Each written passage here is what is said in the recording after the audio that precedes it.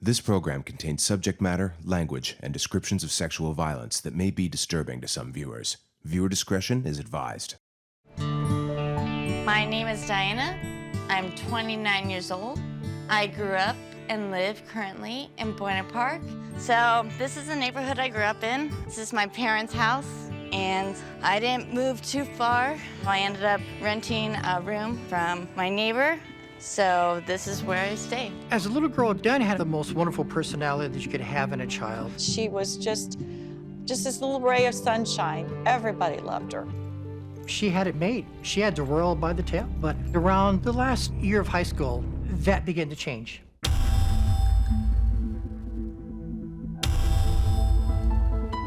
I used to be my parents' dream child.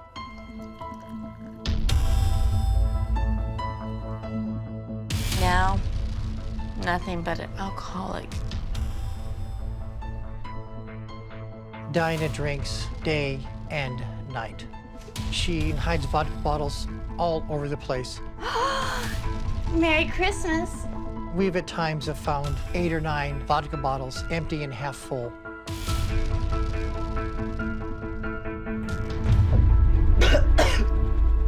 When I get buzzed, I'm just happy, and I don't have to think about the pain, frustrations, anything that I was upset about that would take that pain away.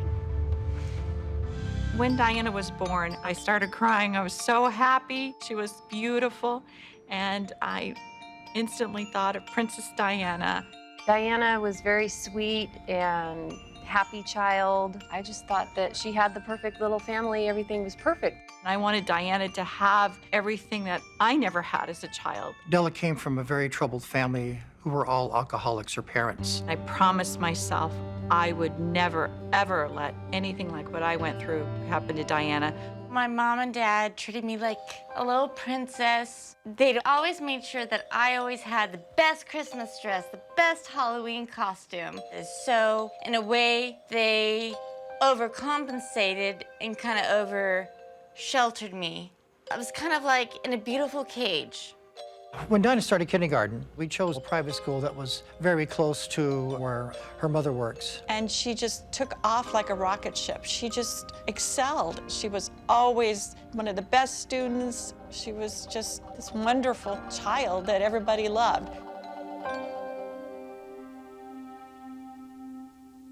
And I just kind of let my parents take control and make that decision for me. It was almost like I was in this bubble. And even though I hated living in this bubble, I was too afraid to just venture outside it because I didn't know what was out there at the time. But I realized I wasn't happy at the high school I was at because I was so isolated. I'm sure everybody's heard of the mean girl aspect.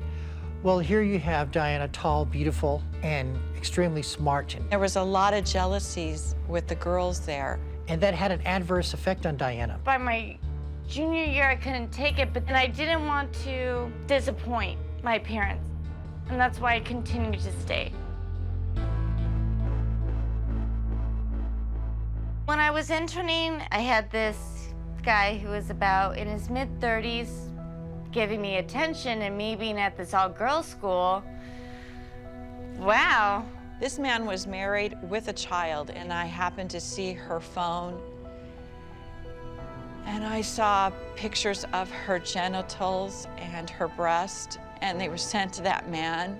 I broke down.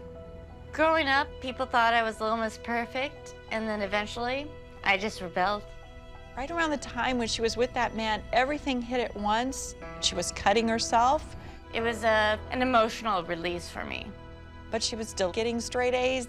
And Diana graduated high school with 4.2 GPA, was accepted into UCI, and started on her track. When Diana graduated from high school, as a gift to her, we sent her to Italy with some of her friends. And that's when the drinking began, because in Italy, they let teenagers drink.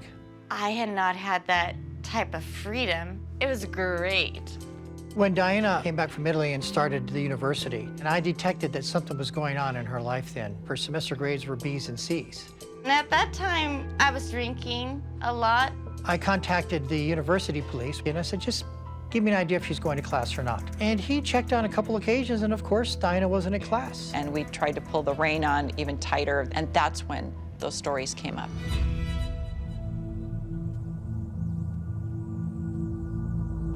We didn't believe her because we did keep a close eye on her. And of course, we're not going to let her hang around any boys that are 13 or 14 years of age. They denied that that ever happened because they didn't want to think that they failed.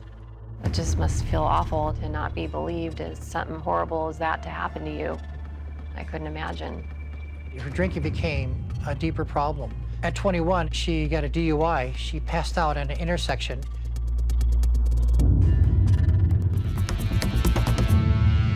Despite all of this turmoil, she landed a great job with an oil refinery company. She insisted on moving out into an apartment, and that was the start.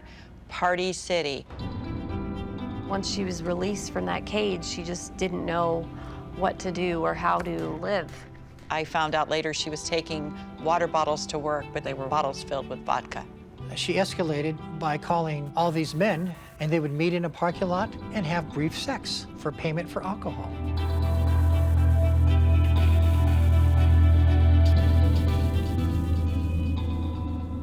We put Diana there thinking we could, keep an eye on her and get her some help. And she went on a drinking binge and she got sick. She got progressively worse. She couldn't walk, she couldn't talk. It was the worst that I've ever seen her. She became completely paralyzed, and we took her over to the emergency room.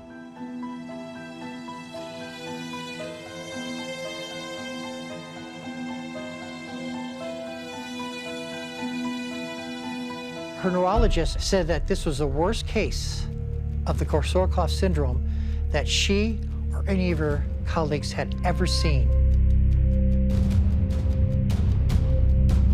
She had to have a feeding tube.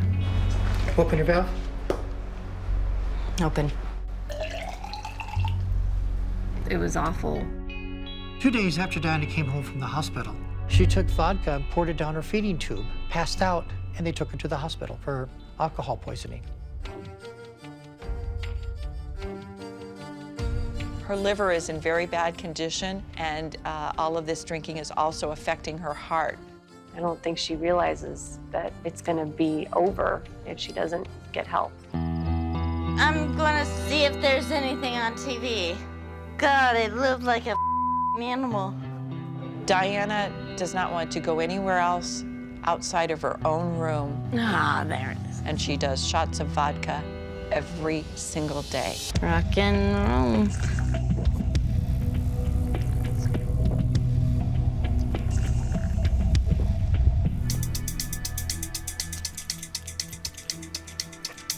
I don't know why the police don't take her in more. You can be arrested for public intoxication, and she should be. I don't know why she hasn't been.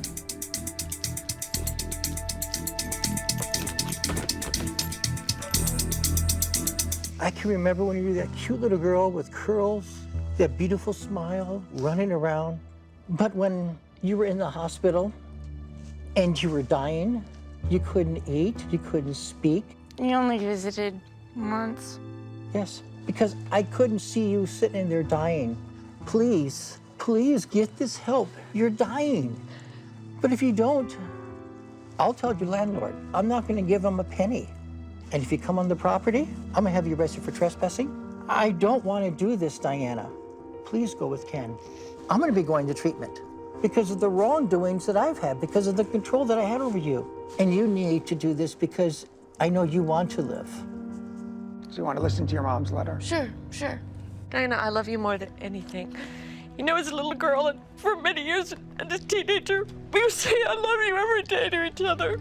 Everything you did, you were great at. But alcohol's robbing you of all of that, Diana. All of your beauty, all of your soul. It's taking everything away from you. And I have another person that I've lost to alcohol. That's not fair. It's not fair. See, It's not fair that it's alcohol... all about, No. all about you. All about you. No. It's taken, 30 years for you to finally finally admit that you guys are controlling that I've been saying for years. Talking about this rehab and everything for me and everything. It's too little too late. Well, wait a minute, Diana. Just sit down because you're right. You're exactly right. Your addiction is alcohol, Yes. right? Their addiction is controlling you. I'm so sorry, but I want you to be help. I want you to be an independent person, and this is the way for it. It's a beautiful facility, Diana. I'll be there for you. I'll be there, whatever If we can come and see you, we'll come and see you. I don't love you. Let me finish. Please let me finish. Controlling. You're right on. And you shouldn't have to live this way, but they're willing to get the help. I'm gonna go smoke a cigarette. Go with her. You know my parents, they're bullshitting right now. They're just doing it for the cameras. She wants to defer like she's always done and try to blame everything else except the alcohol. Yep. And that's what she's doing now. You've been smothered for 30 years. Everybody sees how sick your dad is. He needs a lot of help. And so does my mom, too. And your mom, absolutely. They're both up. Yes, but your mom, I think, gets it. Your dad's not seeing it right now. But I need you clean and sober so you and I could go to bat for that if you even choose to. You may choose to just stay away from them and live a healthy life on your own. You're the victim in all this. It's not jail. The place is beautiful.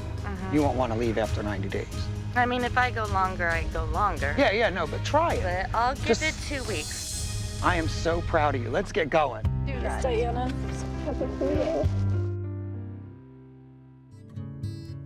Physically, I feel healthier. Mentally, just feeling more in control of my feelings, and emotionally, not letting things bother me as much as it used to be. So I've really grown from that.